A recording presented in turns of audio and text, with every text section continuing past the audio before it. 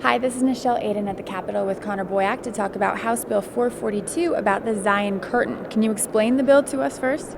So a lot of people have heard about the Zion Curtain. It's this opaque barrier that you have to put up in certain restaurants. It's really silly. The whole idea behind it is to hide alcohol from children, out of this theory that if kids don't see alcohol, then therefore they won't drink. So there's no data behind it or anything. What a lot of people don't know about this is that when the law was passed in 2009, they grandfathered in everybody who had a restaurant license before that. So it's only been restaurants that get their licenses since that have to comply. So there's a lot of restaurants that have never had to do a Zion Curtain.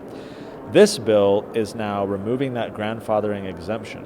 So all restaurants now have to either have a Zion Curtain or what's being nicknamed a Zion Moat, which is a 10-foot separation between the bar and any seats, or this other little separation that they're creating that's like 4 or 5 feet high.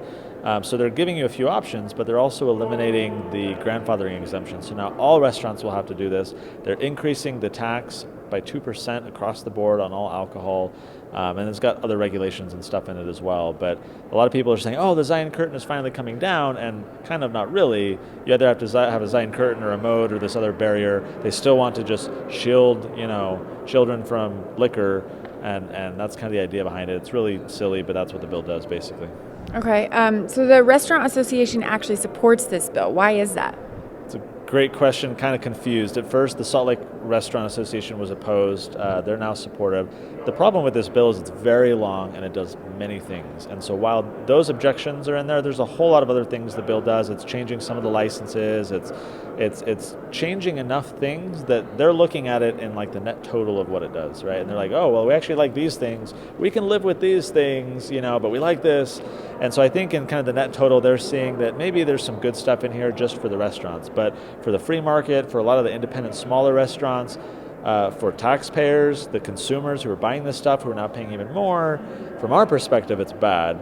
From some of the restaurants, the association, I think, is a little bit more okay with it, but a lot of the restaurants themselves are going to feel a big burden under this bill.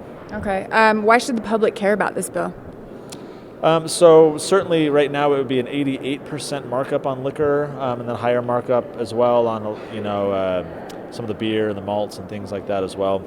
I don't know the terminology. I don't drink, so all the alcoholic stuff is getting taxed even more. That's a concern, right? People don't want to pay more.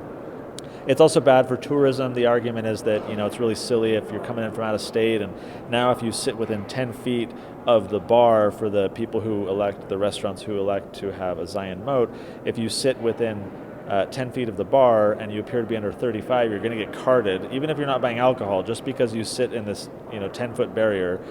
If you have kids, you can't sit there because that's in 10 feet. So if you bring your family in from out of town and that's the only table they have there, they can't give you that table. You have to wait until one of the tables outside of 10 feet are available. So it's all silly because there's no data behind it. There's no evidence this works. It's irrational. The tax part is bad. That's why the public should care.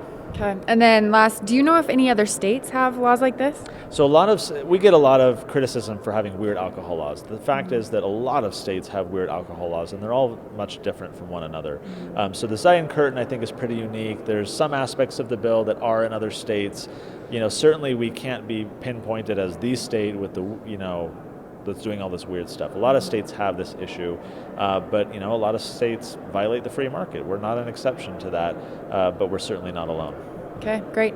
If you would like more information or to contact your legislator, just click on the link in the description below.